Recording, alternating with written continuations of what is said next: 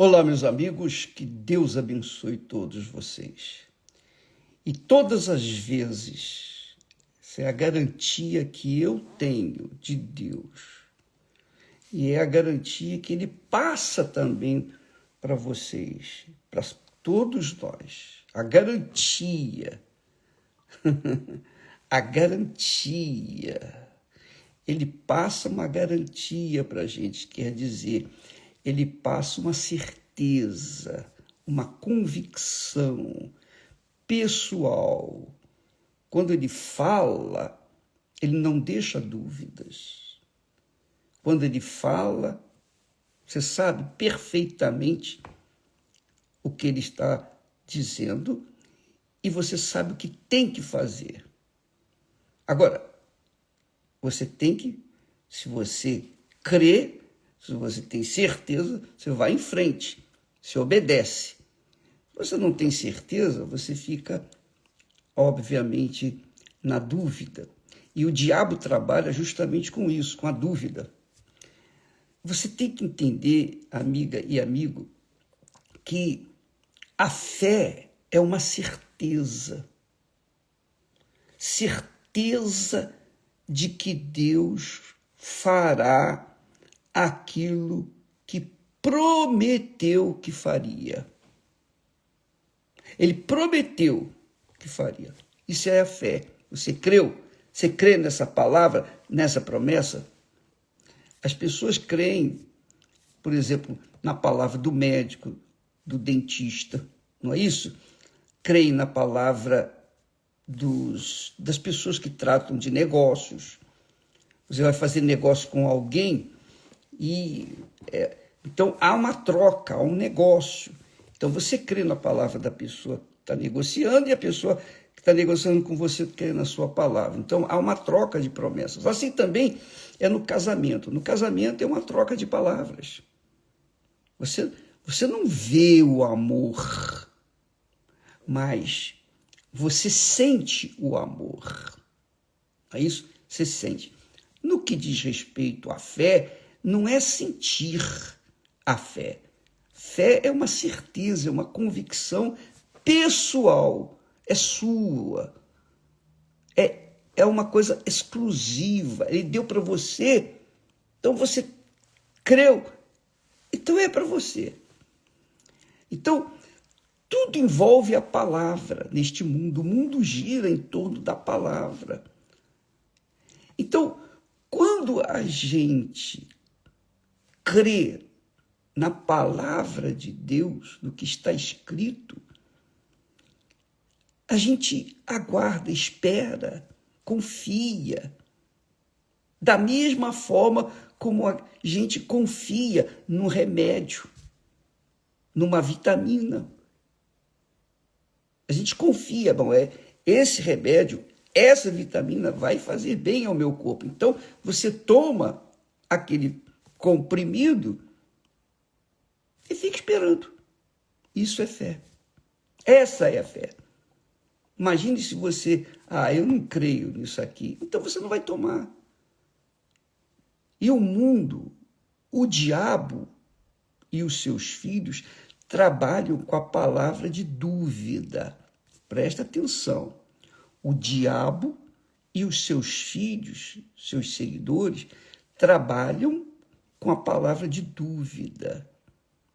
Foi isso que o diabo fez com Eva. Eva caiu e, consequentemente, levou o mesmo espírito da queda para Adão, e Adão caiu.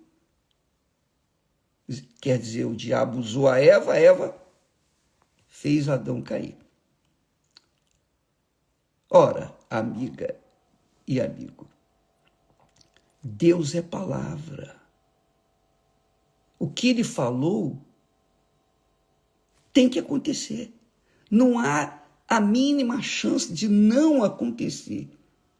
É claro que não vai acontecer no tempo que a gente quer. Você não toma um comprimido, um remédio, e espera ser curado na hora exata. É ou não é? Todo mundo dá um tempo para a vitamina ou o remédio fazer o seu efeito. É um tratamento. Mas você continua no tratamento, você não vê o resultado no mesmo dia, não vê o resultado no dia seguinte, mas você confia, você crê, você tem certeza que vai chegar o momento que aquela vitamina, aquele remédio vai fazer efeito no seu corpo. Não é assim? Isso se chama fé. Por isso que você toma de 6 em 6 horas ou de 8 em 8 horas. Você obedece, porque você creu. Você creu na palavra do médico, você creu na vitamina, enfim, você creu. Assim também é a palavra de Deus. A palavra de Deus não é um sentimento. Por exemplo, as pessoas gostam de usar a fé envolvida com o sentimento, gostam de sentir. Então, quando a pessoa gosta de sentir, ela lê salmos, os salmos bonitos, salmos de Davi, de Asaf e tal. São salmos, são poesias, são orações, são maravilhosas. Mas se a pessoa não crê naquilo, não colocar em prática, então aquela fé fica como fumaça. Ela vai desvanecer. Não adianta você sentir bem. Há pessoas que leem o Salmo 91, olha, aquele que habita no esconderijo do Altíssimo, poxa, que forte, bacana. Aí você fica entusiasmado com aquela promessa. Mas passou aquele momento, vêm as dúvidas, vêm os medos. Por quê? Porque a sua fé estava fundamentada nos seus sentimentos. Mas quando você apoia a sua cabeça, sua inteligência, seu espírito é a inteligência. Então, quando você apoia a sua fé no que você entendeu, no que está escrito, você não vê. Você não vê na hora, mas você crê que aquilo vai acontecer cedo ou tarde. O diabo e os seus filhos trabalham com a palavra ver para crer. Não é isso? Todo mundo sabe dessa frase, só vendo para crer. Eu tenho que ver para crer. Pois é. Isso é uma confissão da fé negativa, da dúvida. Então, quando uma pessoa carrega isso consigo, então vem a depressão, vem o vazio, vem os pensamentos negativos. Há pessoas, por exemplo, alguém postou lá no Instagram, o bispo, eu recebi o Espírito Santo numa determinada reunião. E eu fiquei muito feliz, muito alegre e tal. Eu estava indo muito bem. Mas, de repente, passou um tempo, veio aquela dúvida. Mas será que essa alegria é de Deus? Será que esse sentimento, essa coisa toda é de Deus? Aí a pessoa ficou, poxa, peraí. O diabo trabalhou, jogou uma duvidazinha e ela agarrou aquilo e ficou apoiada naquela dúvida. Pronto. Aí a vida dela começou a desandar. Quer dizer, ela saltou da fé para a dúvida. E então, é claro que vêm as consequências. Então, amiga e amigo, preste atenção, eu vou contar para você experiências minhas próprias e eu acho que fica mais fácil para falar, ensinar do que eu passei, do que eu vivenciei. Aliás, eu não, Esther e eu, nós vivenciamos uma experiência realmente gloriosa, por um lado, mas no momento em que vivenciamos aquela experiência, nós estávamos desesperados. aflitos. Especialmente eu estava extremamente humilhado, envergonhado. E você sabe, quando um homem se sente humilhado por uma situação, determinada situação, impotente, especialmente perante a sua esposa, aí você fica arrasado. Foi o que aconteceu conosco. Então, veja só, eu sempre apoiei a minha fé na palavra de Deus. Eu lia e relia a palavra, e meditava, e pesava, e analisava, enfim. Eu absorvia o espírito daquilo que está escrito, o espírito da palavra de Deus. Não as suas emoções, não as emoções, mas o espírito da palavra de Deus. E, num determinado momento da nossa vida,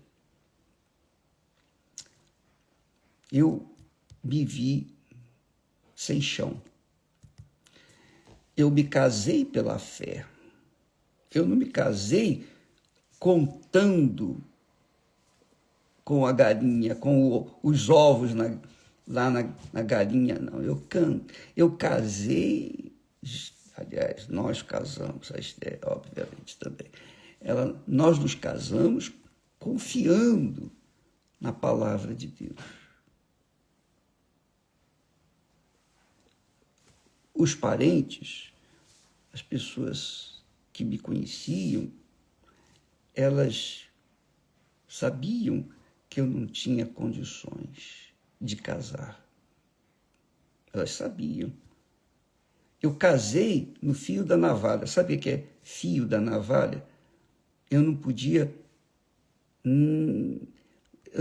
tombar nem um grau, meio grau para um lado ou para o outro, senão eu ia ser cortado. Deixa eu falar para vocês. Eu trabalhava no estado, dá licença. Eu trabalhava no estado do Rio de Janeiro, na Loterge, e naquela altura o meu salário bruto era 550 e poucos reais. Então, eu recebia líquido 495 reais, arredondando. Desses 495 reais, eu tinha que pagar, faz as contas, eu tinha que pagar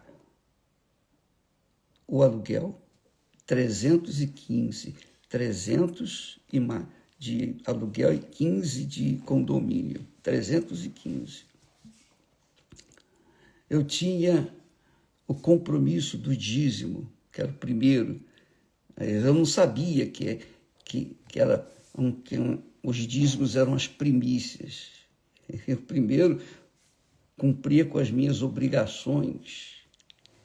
Então eu pagava primeiro o aluguel, as minhas obrigações. E depois, no final, eu dava o dízimo. Então, 315 de aluguel. Então, o dízimo eram 55 reais. Então, só aí são 370 reais. Me sobravam 125 reais. 125 reais, eu lembro que eu comprei uma televisão no Baú da Felicidade, o antigo Baú da Felicidade do Silvio Santos. Ele tinha uma loja do lado do trabalho meu, e eu fui lá, comprei, pagando em 36 meses uma televisão de 14 polegadas, em 36 meses, pequenininha. porque eu não queria deixar a Esther sem televisão. E eu pagava mais ou menos uns R$ 15 de prestação. Então, eu tinha R$ 125, se eu não me engano, que me sobravam. E mais R$ 15 de prestação, então R$ 110 eu ficava. Eu pegava os R$ 100, eu colocava nas mãos da Esther, mais ou menos isso. E ficava apenas com R$ 10 para passagem, ida e volta para o trabalho. Eu não tinha condições. Eu fui um louco. Lembra que nós falamos ontem? A pessoa, Deus escolhe os loucos. Eu fui um desses loucos. Então, quando nós nos vimos num aperto de pagar o aluguel, de pagar os compromissos, inclusive o primeiro, mais importante, que eram as primícias, os dízimos, eu me vi apertado. Eu me vi desesperado. E o que aconteceu? Eu não tinha saída. Sabe aquela história? Se correr, o bicho pega. Se ficar, o bicho come. Assim era a nossa situação. Então, o que aconteceu? Quando a Esther, numa noite de quinta-feira, eu cheguei em casa apenas com o dinheiro da passagem de ida para o trabalho no dia seguinte. Eu tinha moedas para ir para o trabalho no dia seguinte. E então, eu cheguei em casa, para mim a Esther tinha dinheiro para fazer compras, etc. E aí ela chega para mim e diz, Edir, amanhã, sexta-feira, você tem que trazer dinheiro, porque nós temos que fazer a feira. Estou com a geladeira aí aberta, sem nada, vazia, só tem água. Nem ovo tem. Quando ela falou isso, subiu dentro de mim uma revolta. Não que ela tivesse me humilhado, não, ela colocou a situação. A inflação estava a galope naquela altura no Brasil. Então, o dinheiro que eu tinha deixado com ela já não tinha mais. Já estava sem nada. E ela, então, falou e eu me senti envergonhado. Poxa, eu a tirei de dentro de casa, da casa dos seus pais. Ela tinha tudo, não faltava nada. E agora, chega comigo, nós nos casamos e eu não tenho... Eu estou desonrando a minha palavra. Eu fiquei muito revoltado com a situação, não com Deus. Eu não estava revoltado com Deus. Eu estava revoltado com a minha situação, envergonhado perante a Esther, humilhado, porque eu não estava em condições de atender a situação dela. A situação dela, nossa, tinha que fazer compra. Então, no momento, agarrei, Esther, vamos lá no quarto. Nós fomos para o quarto, ajoelha lá. Ela ajoelhou de um lado da cama, eu ajoelhei do outro, demos as mãos. Eu peguei a Bíblia, botei no nosso meio assim, na cama, e então eu dirigi a palavra a Deus, revoltado, como se Deus fosse culpado. Mas eu não estava revoltado contra ele, eu estava revoltado pela situação. E então eu disse, está aqui escrito, Senhor. Coloquei o dedo em Malaquias, capítulo 3, versículo 10, que diz, o Senhor disse, trazei todos os dízimos à minha casa e fazei prova de mim. se eu não vos abrir as janelas dos céus e derramar sobre vós bênção sem medida, de forma que não tereis lugar para colocar tantas bênçãos que eu vou derramar. Mais ou menos isso. Pois bem, eu falei, Senhor,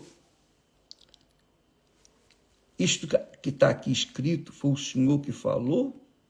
Ou foi alguém inteligente, sábio, que escreveu para iludir a gente? Iludir os que creem nesta palavra. Não é que eu vou saber. Porque isso que está aqui escrito, isso não me leva a mal, não. O que está aqui escrito, eu ouço os pastores falarem. Nós éramos membros da igreja, de uma determinada igreja. Eu ouço os pastores pregarem sobre isso. Derramarei bênção sem medida. Mas agora, nesse momento, o senhor sabe, o senhor está vendo a nossa situação. O senhor disse, primeiro eu disse, está escrito, onde estiverem 2 ou 3 pessoas reunidas em meu nome, eu estarei no meio delas. Está aqui, nós 2 estamos reunidos em teu nome. E aqui está a tua palavra. Então, agora, nós estamos numa situação, num beco sem saída. Não sei o que fazer. Estou desorientado. Há necessidades e eu não tenho condições de resolver essas necessidades. Eu fui audacioso, eu fui corajoso, eu fui por tudo ou nada, ou vida ou morte. A Esther, que tinha sido criada na igreja, ela, quando me viu falar dessa forma com Deus, e eu falei com ele assim, porque eu cria que eu estava falando com meu pai, eu não estava falando com um estranho, um padrasto, não, era o meu pai. Mas eu estava, é tudo ou nada, ouvido ou morte, ou tudo. E ela arregalou os olhos, e ela pensou assim, vai descer fogo aqui, nós vamos ser queimados. Isso na cabeça dela, mas na minha cabeça eu estava irado, revoltado com aquela situação. Eu fiz uma oração que não durou nem um minuto. Nem um minuto. Tão revoltado que eu estava. E agora? Quer dizer, eu coloquei a minha vida, com 19 anos, no altar. Eu entreguei a minha vida para Jesus. Eu não vi Jesus. Fisicamente, eu não vi. Eu não sentia Jesus. Mas eu cria.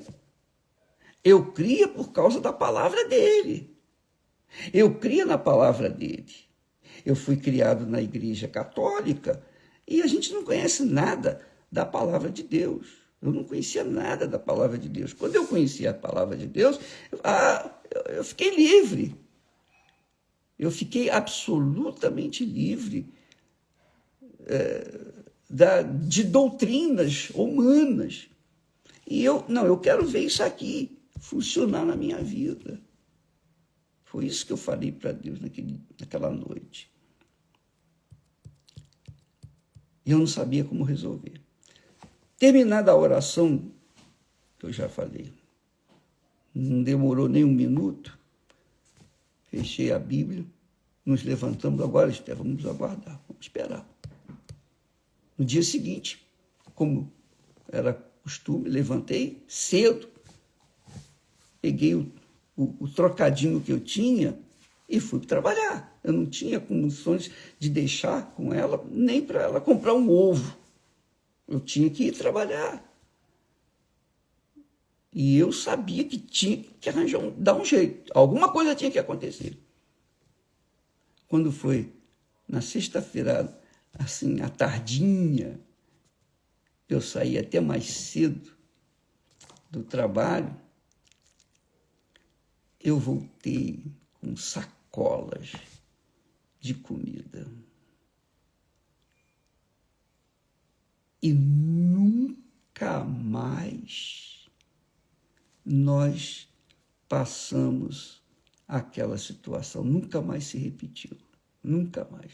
Nunca mais faltou o pão nosso de cada dia. Deus provou para mim no dia seguinte. Não vou entrar em detalhes aqui porque não convém, para você não ter como referencial do que aconteceu. Aconteceu. Na sexta-feira aconteceu, por volta de 12:30, 1h da tarde, aconteceu. Deus respondeu. Graças a Deus. E desde então, amiga e amigo, nós vimos passando para as pessoas, ou tentando passar para as pessoas, a fé que funciona, a fé racional, não a fé emotiva, porque se eu tivesse apoiado a minha fé, se a Esté e eu tivéssemos apoiado a nossa fé na emoção, no coração, no sentimento, a gente ia derreter, a gente ia desesperar, não ia ter condições. Mas nós usamos o quê? O racional. Nós pensamos. Espera aí, eu entreguei a minha vida para o Deus que eu não vejo, que eu não sinto, que eu não toco, mas está aqui escrito. É ele que falou? Então, se é ele que falou, tem que acontecer. Se não foi ele, então eu estou perdido. Das duas, uma. Ou sim ou não. Ou tudo ou nada. Pois bem, é isso que diz o texto sagrado. A Bíblia ensina, está aqui escrito, fé é o firme fundamento. Firme, a firme estaca. Coluna na rocha, firme fundamento das coisas que se esperam, das coisas que se esperam. E eu estava esperando o cumprimento daquilo que está escrito. E você também tem condições de fazer o mesmo. Você não precisa estar na igreja ou em qualquer lugar sagrado para poder resolver o seu problema ou os seus problemas com Deus. Qualquer que seja o lugar. Você tem fé, você crê na palavra, então usa essa certeza que tem aí, esse firme fundamento de coisas que você não vê, porque o mundo diz ver para crer, o diabo diz ver para crer. Eu não vejo, eu não vi, mas eu criei. E creio, e anuncio, e prego, ensino. A crença que funciona, que traz resultados, que traz vida. Está escrito. É o firme fundamento das coisas que se esperam, não do que se veem. Está aqui escrito. E a prova das coisas que não se veem. Prova das coisas que não se veem. Como é que você tem certeza disso? Está aqui escrito. Deus é palavra. Deus é espírito. Deus é palavra. Deus é a inteligência, é a sabedoria. É o Todo-Poderoso. Ele não precisa aparecer. Não, ele falou e o que ele falou vai acontecer. Quer creia ou não, vai acontecer. Quem crê, recebe. Quem não crê, não recebe. Mas o que está escrito vai acontecer e a pessoa vai receber. É isso que ele diz aqui. Está aqui no versículo 11 de Hebreus, ele fala assim. O Espírito Santo fala assim, no versículo 6, capítulo 11, versículo 6.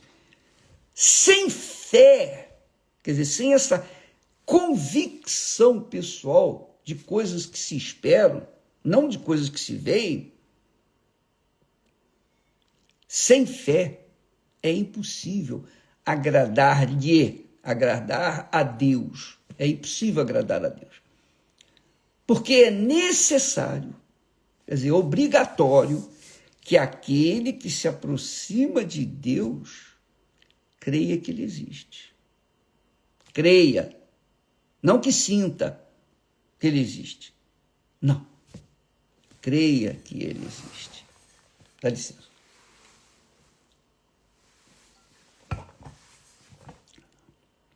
Eu criei.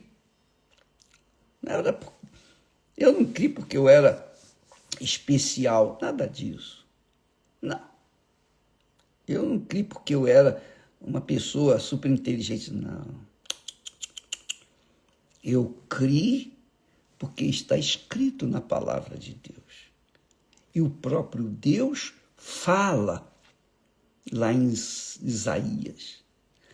A palavra que sair da minha boca não voltará para mim vazia, mas fará o que me apraz, que me dá prazer. Assim como a chuva que vem do céu, a neve que cai, molha a terra, rega a terra, dá semente, produz semente para o que come, e não volta para lá, quer dizer, a água vem, a chuva vem, depois volta. Esse processo da natureza é assim. A chuva vem, as nuvens estão carregadas, elas caem a chuva, regam a terra, faz com que a terra venha dar a semente, o fruto que foi plantado, depois volta novamente. E esse é o processo contínuo. E assim é a palavra de Deus. Mas para que isso possa acontecer, preciso crer. A própria vida humana, não precisa você ser religioso, uma pessoa de fé, nada disso.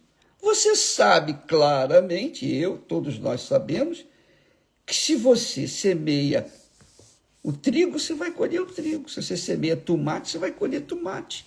Aquilo que você colocar na terra, a terra vai devolver multiplicado. Não vai te dar uma sementinha, não. Vai te dar multiplicado. Não é assim? Todo agricultor sabe o que é isso. Ele semeia 10 e vai colher milhões, porque a semente vai se multiplicar. E quando ele planta, ele crê na terra. Ele vê a terra, ele toca na terra. Assim também é a palavra de Deus. Ela é mais confiável do que qualquer outra coisa nesse mundo. Qualquer coisa que se vê, que se toque, que se pegue. Porque é a palavra de Deus. Então, amiga e amigo, qual é o seu problema?